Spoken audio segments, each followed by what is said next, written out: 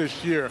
Some didn't duplicate that at the World Championships in Eugene, but it's in them and they've run it. So just like Daryl, they may be coming on at the right time. So I'm excited for this race. Unlike Daryl, they haven't got a home crowd behind them, and we saw what that did. While she's not English, she's Scottish, the crowd really helped Eilish McColgan over the line, didn't they? So can Daryl need to use that to positive effect and use this atmosphere here to run another sensational 10.9 seconds? It could be the biggest 10.9 seconds of her life, Steve Cram. Yeah, absolutely. And could that be good enough to win it, or do you need to go quicker than that? What can you push Elaine Thompson-Herah to? The double Olympic or double Olympic champion, never won a Commonwealth title, not even in the relay. The last time she had a go at that, it finished second, and it hasn't been a great championships for Jamaican sprinting, as Andrew was alluding to earlier, but they could put it all right here. So Natalia White, based in the US, another who's had a very good season, 10.97, new personal best for her this year. Well, making up for a very disappointing World Championships where she false started in the semi-final, and you might remember the pictures as she was castigating a picture of her own self on the TV screens as she disappeared through the corridors afterwards. Now, this young lady here has been very impressive all season, and she has a habit of performing well in the big championships, or in the big races, if you like. She's only run under 11 seconds once, but she's been very good here. So Elaine Thompson-Herah then, the favourite to take the title, surely. That personal best there, 10.54. Had to watch Shelly-Ann Fraser-Pryce take the title in Eugene. So can Daryl Nita produce something special here to join the list of English winners of this, including the likes of Sonia Lanneman, Heather Oakes, going back a good few years? Well, this young lady here, there's only the three Jamaicans, Shelly-Ann Fraser-Pryce, Shericka Jackson and Elaine Thompson-Herah, have run quicker than Julian Alfred this year at 10.81. Another who had a very disappointing World Championships and false started. But what about Zoe Hobbs? Record after record this season. The New Zealander hasn't yet dipped under the 11-second mark, but she's oh so close. And then Nokocha, another of the Nigerian sprinters based in the US. And again, another very, very good collegiate season from her.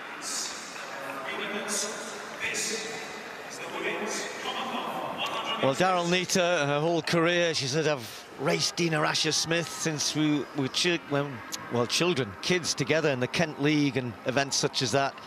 And is this a chance for Daryl Nita to step out of the shadow of Dina Asher-Smith a little bit? Or will the Olympic champion take the Commonwealth title here? Can St. Lucia find, if not a medalist, maybe a gold medalist in lane 6? And what about Zoe Hobbs? Chances everywhere you look here. Five-time Olympic champion Elaine Thompson-Herah stepping up for the women's 100-metre final. Set. Well, it's a clean start, it's a pretty even start as well. The Nigerian going well in lane number 3. Thompson-Herah, though, the Jamaican running well in lane number 4. Elaine Thompson-Herah takes the gold medal here in Birmingham. 10.95 seconds.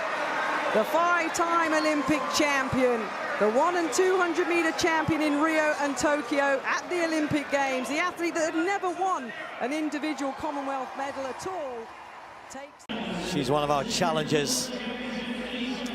Looks a little nervous, and why not? From Bahamas, and next to her in lane 3, Tia Jones. Has run outdoors this year, fairly swift 12.57, although that was wind-aided. 12.38 at her best, so Tia Jones, US indoor champion last year.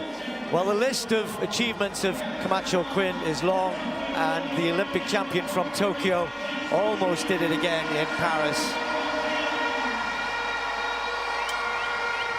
Redoubtable competitor Camacho Quinn from Puerto Rico. So Kira Nugent, just listen to the welcome for the hometown athlete. World indoor bronze. She was absolutely made up to take that medal in China just 2-3 weeks ago. But the big medal in the Olympic Games went to Masai Russell. The American had such an incredible season and has been fairly swift indoors this year, so watch out for Masai Russell. I think she's in pretty good shape. The aforementioned Danielle Williams in lane 7. 32, still running incredibly well. Having won the world title in 2015, came back in 2023 to win it for the second time. And then Amber Hughes of the USA, another semi-finalist from the World Indoor Championships just held recently in China.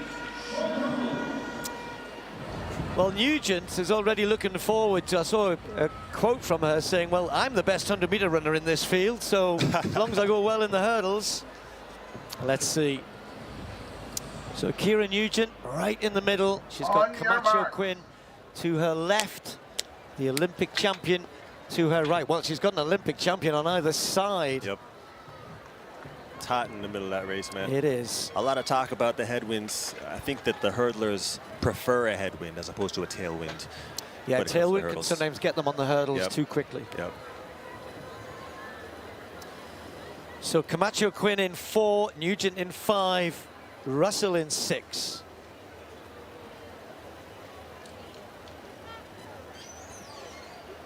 Set. Nugent gets out pretty quickly right over the far side. Cartwright started fast, so did Tia Jones as well. But Tia Jones just has the lead at the minute. Camacho Quinn is charging, and also Danielle Williams, but it's going to be Jones who gets it. That's a surprise. Wow. You look at all the big names, and if you ran this race a bunch of times, you might get a whole host of different results. But on this occasion, sometimes just having been out in the season, having run a few races, she's done that just recently. It's a testament to how strong she is mentally, because there's been a lot going on with her. Silver on the far side. I mean, Cartwright got out very, very quickly indeed, and that helps Jones, because Jones then is really nicely into running. No mistakes, clean hurdling pretty much all the way. Maybe just clipped one there, but stayed strong off the last barrier. Kept that momentum right through to the line. Camacho Quinn, who normally can't finish so quickly as well. Russell never quite got into it, which was a bit of a surprise there. He just seemed to be lacking a bit of gas there in the last, over the last 2-3 flights. But for Tia Jones, that really has set this up beautifully going into the 100 meters. It's a huge win. Going into the 100, you would say that Nugent and Masai may have an advantage there, but you can't hit on 12 points, man. Really coming through at the end. I thought that Danielle Williams was going to hold on. And in the middle of the race, when you're at home, you feel the energy of the crowd. You can expect to come through a little bit harder. But Tia Jones, huge win. So two of our challengers come out on top there. Tia Jones and Danielle Williams ahead of the racers. Camacho Quinn, Nugent and Russell. So they had to settle for the middle points, if you like. Women's sprinting has always been defined by moments where eras collide, and the recent clashes in the 100 meters and 100-meter hurdles perfectly capture that transition. On one side stand the established legends, athletes whose dominance shaped the sport for years. On the other, a new generation arrives with fearless confidence, faster reaction times, and nothing to lose. At the Commonwealth Games in Birmingham, the women's 100-meter final carried enormous symbolic weight. Elaine Thompson-Herah, the undisputed sprint queen of her generation, entered the race with 5 Olympic gold medals and a legacy few could challenge. Yet, despite her reputation, questions lingered.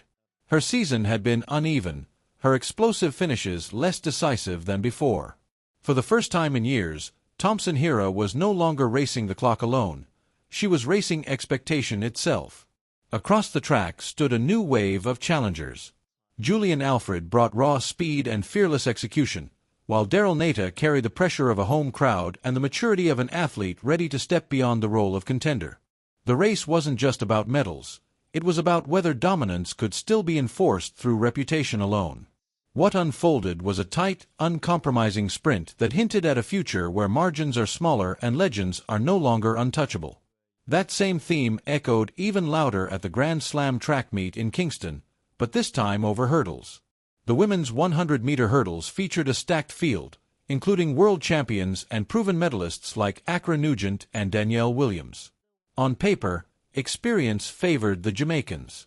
In reality, momentum belonged to someone else.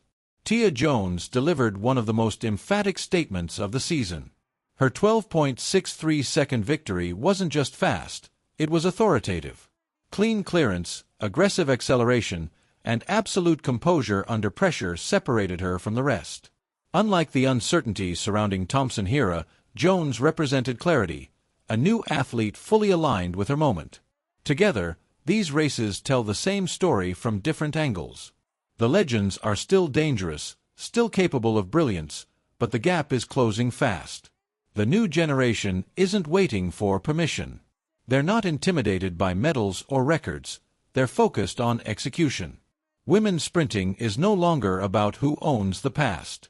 It's about who controls the present, and who is brave enough to take the future.